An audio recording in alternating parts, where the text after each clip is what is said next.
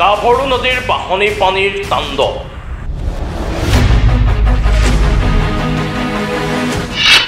বাঢ়নী পানীয়ে ছিঙি নিলে মথাউৰি।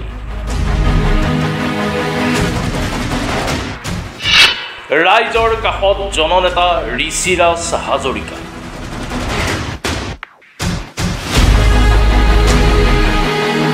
ধাৰাসাৰ বৰষুণৰ ফলত বৃদ্ধি পাইছে গাভৰু নদীৰ জলপৃষ্ঠ।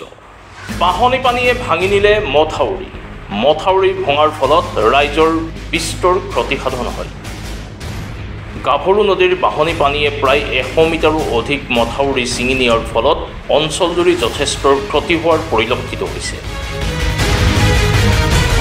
সেই দুখৰ সময়ত ৰাইজৰ কাষত ৰঙা নদীৰ সমষ্টিৰ যুৱনেতা তথা জননেতা ঋষিৰাজ হাজৰিকাৰ উপস্থিত হৈ পৰিস্থিতিৰ বুজ লোৱাৰ লগতে বিজ্ঞানসন্মতভাৱে মথাউৰি নিৰ্মাণৰ ব্যৱস্থা লোৱাৰো আশ্বাস ৰাইজক প্ৰদান কৰাৰ লগতে ঘটনাস্থলীৰ পৰাই অসমৰ দক্ষমন্ত্ৰী পীয়ুষ হাজৰিকাক সবিশেষ অৱগত কৰাৰ লগতে বানত ক্ষতিগ্ৰস্ত লোকক খাদ্য সামগ্ৰীৰ যোগান ধৰাৰ ব্যৱস্থাও গ্ৰহণ কৰিছে। চাওক, গাভৰু নদীৰ বাঢ়নী পানীয়ে আমাৰ যেতিয়া অতিপাত বৰষুণ পাহাৰত হয় হোৱাৰ লগত এইখন নদীত আমাৰ পানী বাঢ়াৰ ফলত আমাৰ আগতো এই অঞ্চলত কেইবাবাৰো বান্ধ ছিগিছে। আপোনালোকে জানে যে এইটো যোনটো বান্ধ, এই বান্ধটো আমাৰ পঞ্চায়তৰ দ্বাৰা নিৰ্মাণ হোৱা এটা বান্ধ। এইটো বান্ধে ইমান যেতিয়া ইয়াৰ পানীৰ বাকী সময়খিনি পানী নাথাকে, কিন্তু যেতিয়াই পানীটো আহে ইয়াৰ পানীৰ হেৰিটো ইমান বেছি থাকে যে এই বান্ধটোৱে তাৰ লোডটো ল'ব নোৱাৰে। সেইকাৰণে আজি আমি অসমৰ আপোনালোকে দেখিছে যে থাকোঁতে এতিয়া অসমৰ মন্ত্ৰী পীয়ুষ হাজৰিকা ডাঙৰীয়াৰ লগত আমাৰ অসমৰ জলসিঞ্চন মন্ত্ৰী ডাঙৰীয়া জলসম্পদ মন্ত্ৰী ডাঙৰীয়াৰ লগত মই কথা পাতিছিলোঁ আৰু তেওঁ ইমিডিয়েট ইয়ালৈ ইঞ্জিনিয়াৰ পঠোৱাৰ ব্যৱস্থা কৰিছে। কাৰণ এই বান্ধটো আমি এতিয়া সদ্যহতে টেম্পৰী চলিউশ্যনটো উলিয়াই লৈ যেনেকৈ আমি বান্ধটো বন্ধ কৰি খৰালি সময়ত আমি যাতে এইটো END এটা বান্ধ আমি কৰিব পাৰোঁ জলসিঞ্চন বিভাগৰ দ্বাৰা। ইয়াৰ কাৰণ বিশেষ এটা যদি টেকন'লজি ইউজ কৰি যাতে বান্ধটো বনাব পাৰোঁ তাৰ কাৰণে ব্যৱস্থা কৰিম বুলি আমাক ইতিমধ্যে মন্ত্ৰী ডাঙৰীয়াই কৈছে। এইমাত্ৰ আমি জিলা উপায়ুক্ত ডাঙৰীয়াৰ লগতো কথা পাতিছোঁ আৰু এই বান্ধটোৰ এটাই চলিউশ্যন আছে, ইয়াক বিজ্ঞানসন্মতভাৱে ইয়াক সেই গোটেই বান্ধটো নিৰ্মাণ কৰিব লাগিব।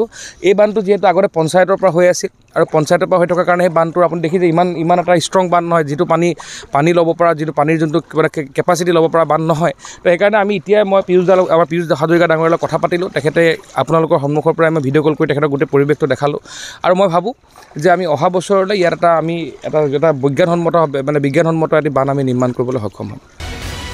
ৰঙা নদীৰ সমষ্টিৰ প্ৰতিজন ব্যক্তিৰ বিপদৰ সময়ত থিয় দিয়া ঋষিৰাজ হাজৰিকাক কাষত পাই আনন্দিত জনতা।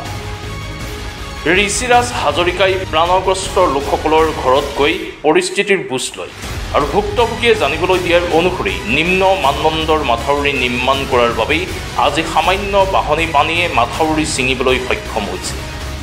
ফলত যেতিয়া গাভৰু নদীৰ পানীৰ পৰিমাণটো বাঢ়ি আহিলে সেই মাথাউৰিটো ছিঙি পেলাই গাঁওখনত যথেষ্টখিনি ক্ষতি হৈছে। বানপানীৰ কথা ফটকৈ ধৰিব নোৱাৰে, কোন সময়ত পানী বাঢ়ি আহে।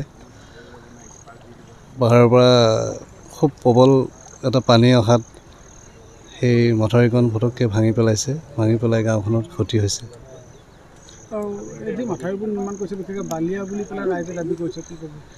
সেইটো নিশ্চিতভাৱে ক'ব লাগিব, কিন্তু ইয়াত বালিৰ বাদে ওচৰতে মাটি আনিবলৈ ব্যৱস্থাও নাই। এই এৰিয়াটোত আমি চালোঁ, বিশেষকৈ আপোনাৰ ইয়ালৈ গাড়ী বা ট্ৰেক্টৰ আহিবলৈ সুবিধা খুব কম আছে। তেনেকুৱা এটা হয়, সেইটো আপোনাৰ হেৰি কৰিব নোৱাৰি, কিন্তু হ'লেও সেই আৰু আপোনাৰ সুবিধা চাই ব্যৱস্থা হয়, সেই কথাখিনিও আমি অলপ চাব লাগিব। আমাৰ CO ছাৰ আহি ইতিমধ্যে পাইছেহি, তেখেতে ঊৰ্ধ্বতম কৰ্তৃপক্ষৰ লগত কথা বতৰা পাতিছে আৰু আমি আশা কৰিছোঁ খুব সোনকালে তাৰ এটা ব্যৱস্থা হ'ব। আমাৰ উতলালো গাঁও পঞ্চায়তৰ ঢেকীয়াজুলি অঞ্চলৰ এই গাভৰু নদীয়ে যি গৰাখহনীয়া প্ৰতি বছৰে হৈ আছে, সেইটো ইফালে এটা ছাইড বন্ধ কৰি দিয়াৰ লগে লগে আন এটা ছাইডত সেইটো খুন্দা মাৰে।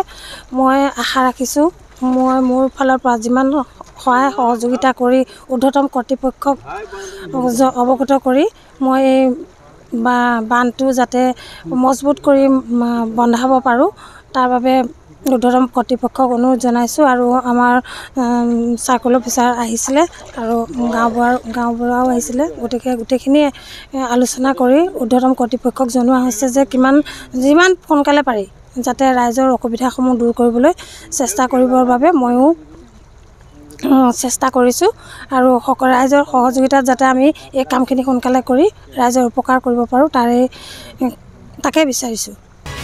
এতিয়া সময়হে ক'ব যুৱ নেতাই দিয়াৰ আশ্বাস কিমান সফলতাৰে আগবাঢ়ে। লখিমপুৰৰ পৰা বিশ্বাকুল ইছলামৰ সহযোগত নিউজ ডেস্ক ৰিপৰ্ট মাছমি নিউজ।